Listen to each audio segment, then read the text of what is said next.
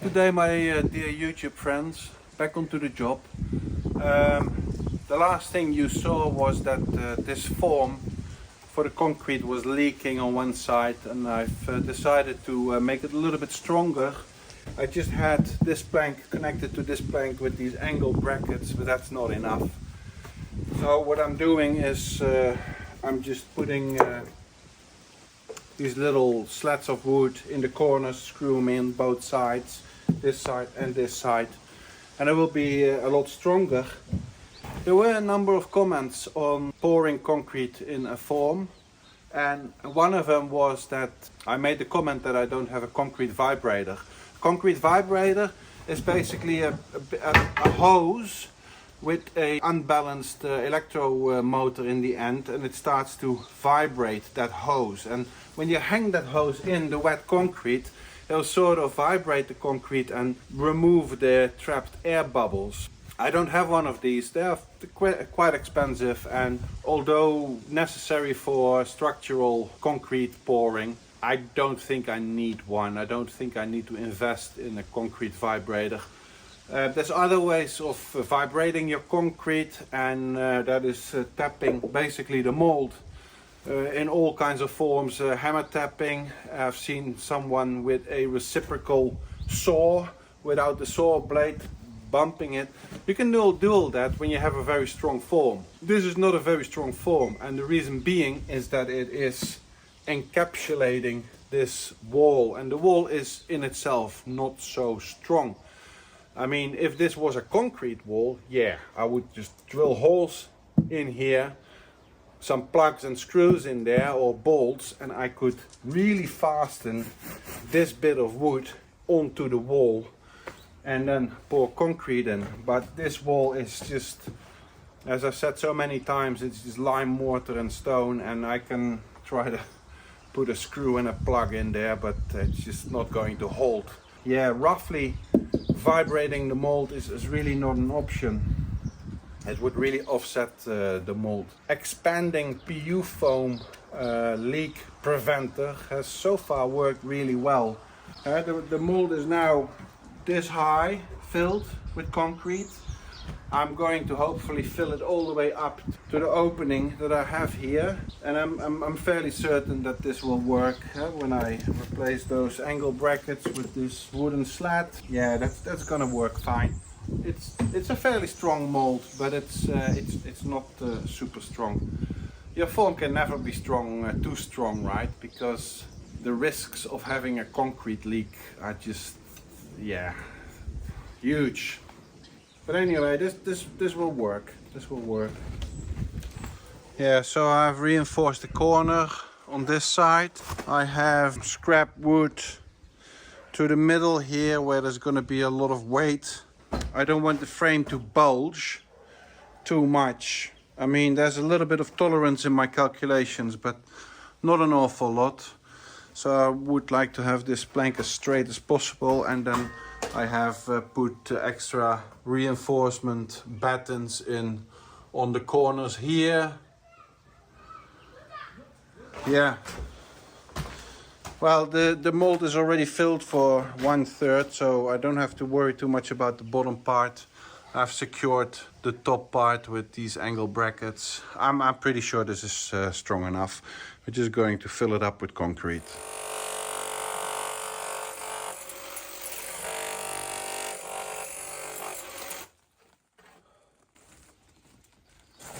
Tip: always clean your cement mixer after use.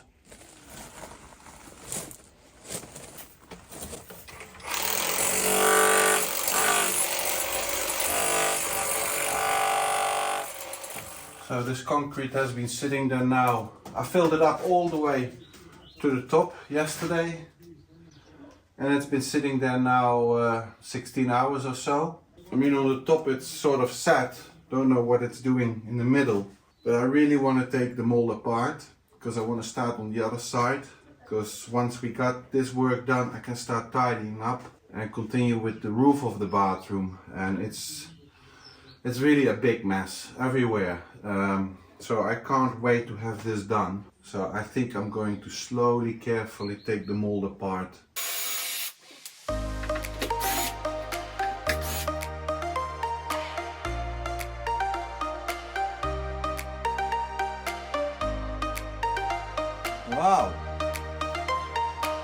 am impressed. That is pretty nice and smooth. And judging from this side, I think that the concrete has really reached all the nooks and crannies of the stone wall. This is, yeah, I'm very pleased with this. I am going to install this first plank on this side first, and then later remove the other two planks carefully. Yeah, I filled the form on the other side. So I filled it again in two parts. First up until here, and then the next day the rest. I just prefer to let it set first and become a bit hard, a bit strong, and then fill up the rest in order not to put too much strain on the mold. Even after 1 day sitting, it's not cured, it's just set, so the next layers will adhere to that concrete really well, just as it has done here. Yeah, taking them all apart and then filling up the highest parts that I haven't been able to fill up yet because I had to pour through this hole.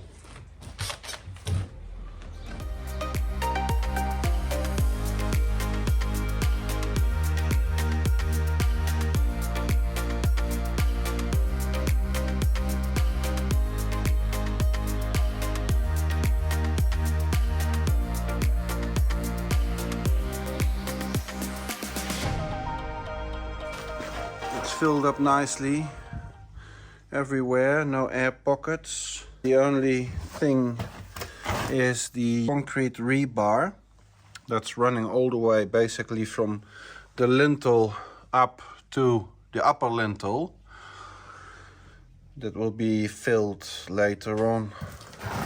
I'm really happy about this result. Yeah, it's nicely sealed in the edges of the natural stone wall. I just gotta start filling up there and on the other side, also on the top. These rebars are not going all the way into the upper lintel, just because I forgot to install them.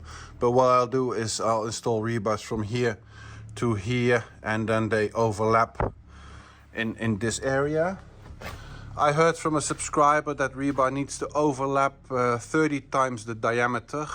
And this rebar is 10 mil, 1 centimeter, so that's a 30 centimeter overlap. I'll have probably 40 centimeter here, so yeah, that'll be fine.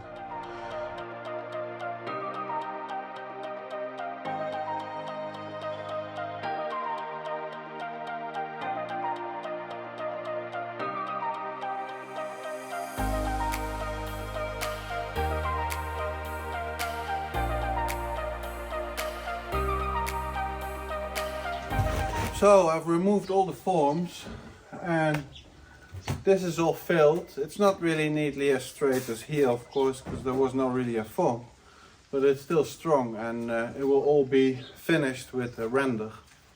So yeah, basically my lintel is installed, my edges are finished, the wall on top of the lintel of the floor downstairs, door downstairs is finished. This is all tied together, it's one ring frame. So this is properly cured. This part is properly cured. This part is sort of semi-cured but strong. There's nothing stopping me to start removing all the stanchions and supports. It's exciting.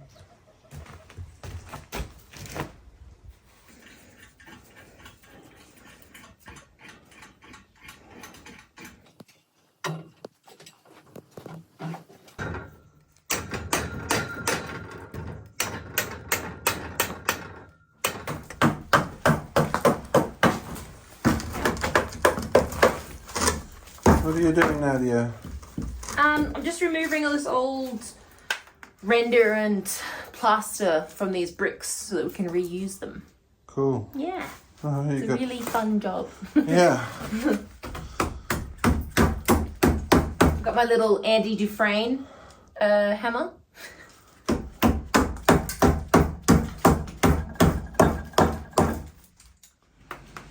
let's start taking this roof down.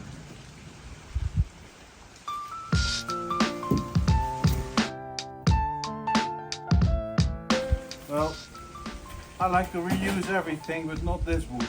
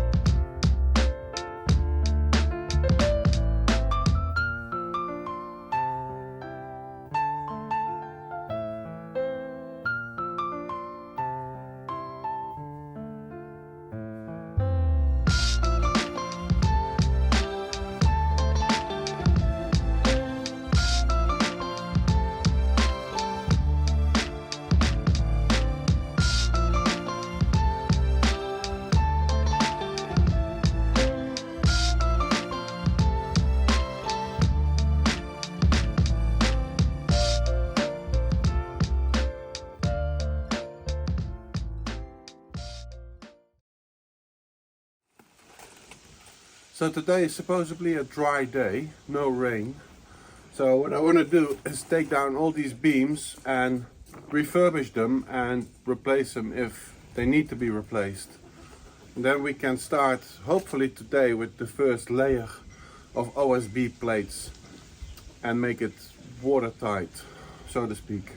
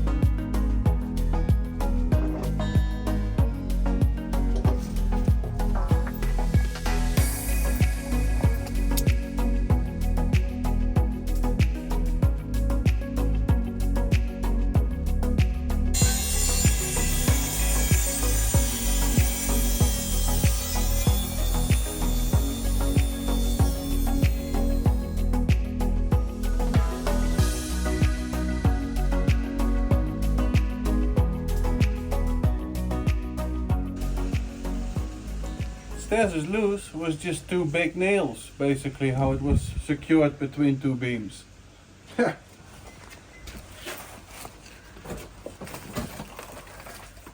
That's a little bit concerning. Yeah, so let's just tidy up this beam and then clear out and then see how we're gonna, because I don't know how it's secured downstairs. But we'll wiggle it free. But I'll tidy this beam up first. So what do you think, hey? Is this going to be something? These are not going to be roosting posts, by the way. Yeah, we're building you a new coop, but this isn't it. Yeah. He's going to jump down on you. No. He's looking. Hello, Benji. Oh. Obstacle course. Yeah. Don't worry, we're going to put one in your coop. We're going to build you a nice big coop with lots of things to do. Yeah.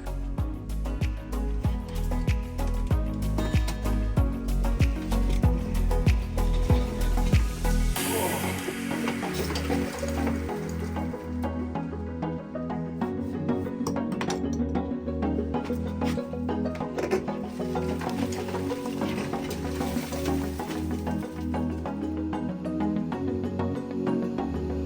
by.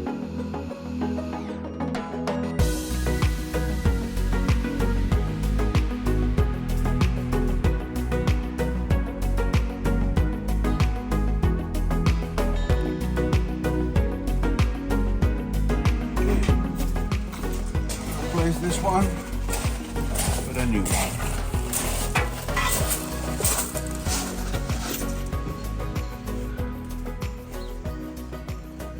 So I need to take the measurement, the length of the beam that slides in this hole over here. Can you see it? Now with a tape measure that would be really difficult because this is gonna not work, especially not over a long distance like that. So in these cases it's just perfect to use a laser level like the Chickencoop one. Okay, so now I've just set it to measuring from one side. The laser level comes out one side, not two sides, because I'm at one end where the beam is going to terminate, and I just point the laser dot into the hole, the pocket where the end of the beam needs to be.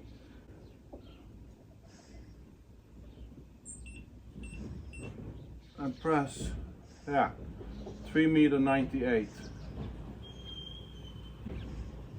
Yeah, 3.98 meters.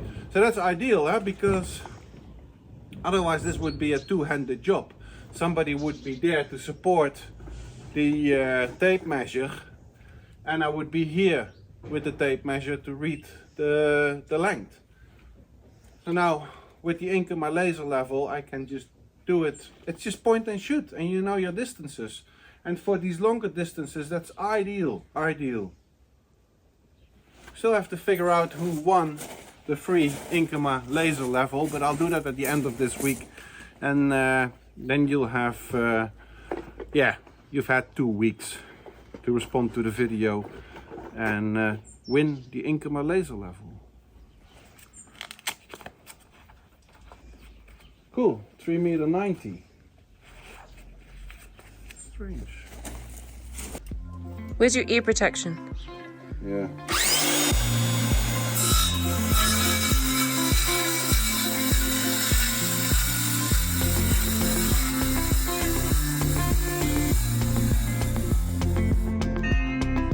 Battery powered tools, just the best. Just the best.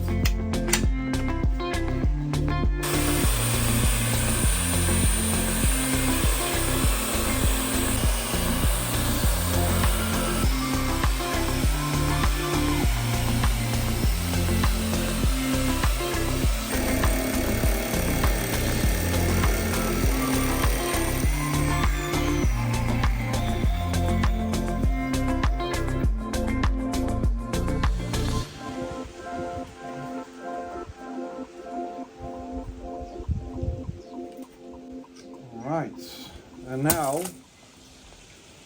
important job is to level all the beams, because we don't want to have a wavy roof. We want to have it sloping in one direction for the rainwater to drain, but for the rest it all needs to be straight and square. Now these beams in itself, they are not straight and square, especially the older ones not. The wall that they are resting on isn't straight either. So we're gonna have to work a lot with the bubble gauge, level gauge, and raise or lower when needed by adding stones underneath the beams or removing them. That's sort of a serious job. What we're going to do now results or leads to the end results, really, whether it's a good roof or a bad roof. So this is just important prep work.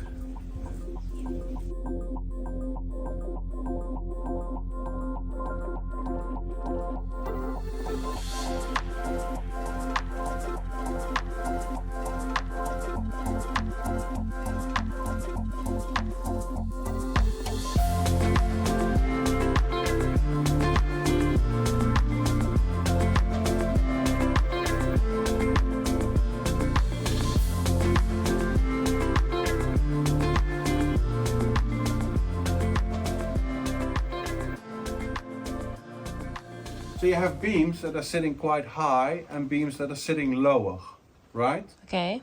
So if we were going to put on the OSB plates on here, it would follow the beams, because we're going to screw the OSB plates into the beams. But we want to have it straight. We want to have the tops of all these beams sitting straight. Sloping, but sloping in one direction, you know. So I want to have all the tops of these beams at this here sitting at the same point, at a level point. Also at the end I want to have them sitting at a level point. So that means either that some beams that are sitting high need to go down and some beams that are sitting low need to come up, right? Now for the beams that are sitting high, that's a good position, but the beams that are sitting low should go up. How can I make a beam go up? I can either put something under it in the pocket in the wall that the ends are sitting to bring them slowly up. But it doesn't really work because I don't have stones that are exactly the right size. It's quite difficult. Now what if I just temporarily screw a beam across these on this end, and I screw a wooden beam temporarily across there into all these ceiling beams? Then the lower situated beams would be pulled up, isn't it?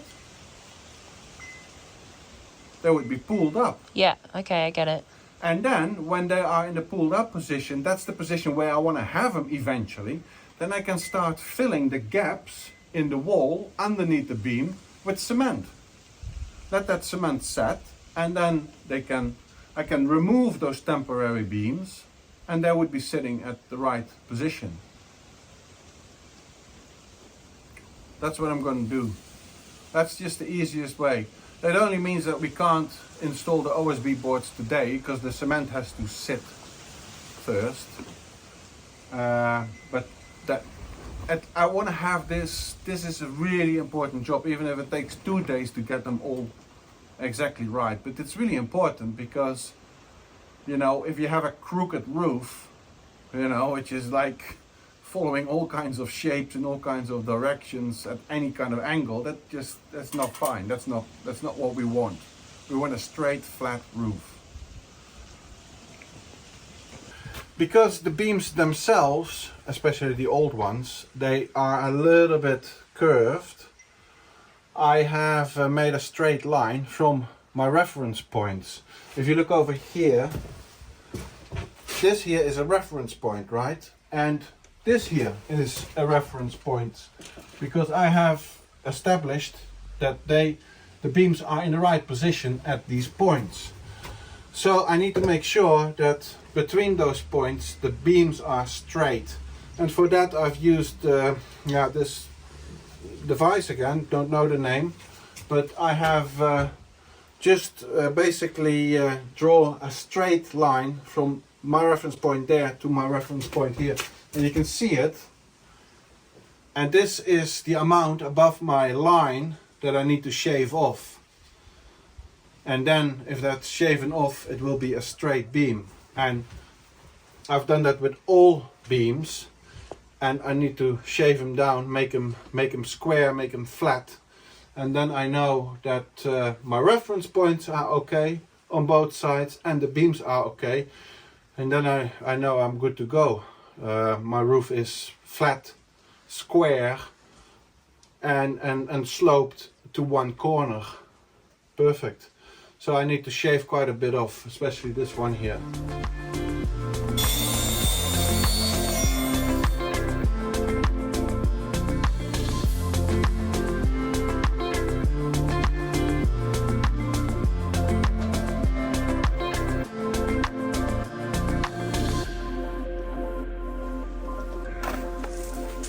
Just mixing up a batch of mortar, nice and thick again as I did before, a little bit clayey, doughy, so that we can push it in the holes, in the cavities, and that will set the beams.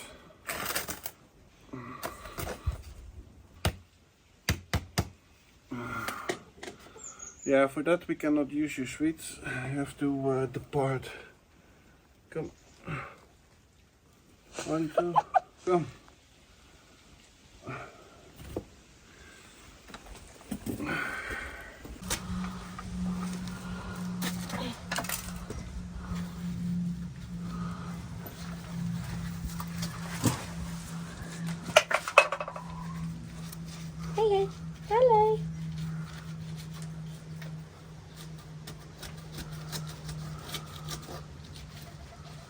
You're working that cement in there, baby. Yeah.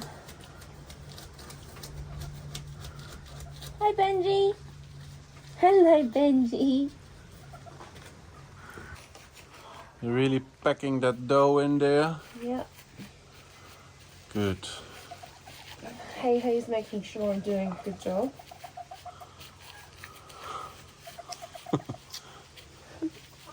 Alright guys, we've finished putting the mortar underneath the beams for the terrace. Mary's is just covering up as it's starting to rain. We're going to give it a couple days to cure. So thank you all for watching, for liking, for subscribing, for sharing our channel on your networks. And a special thank you to everyone that has bought us a coffee. If you would like to buy us a cup of coffee, the description is in the link below. We'd be very grateful. And see you all next week. Wait. We're not done yet. We still have to draw for the Inkema bilateral laser level. Remember? Now, a number of you have commented with the reason why they need the laser level or would like to have it. And I've made a selection. And I've written down the names on bits of paper, folded twice, and I'm going to draw a name out of this. This is all very low tech, you know, and it's totally not transparent, but you just gotta trust me. It's only a laser level after all, huh? So now, and the winner is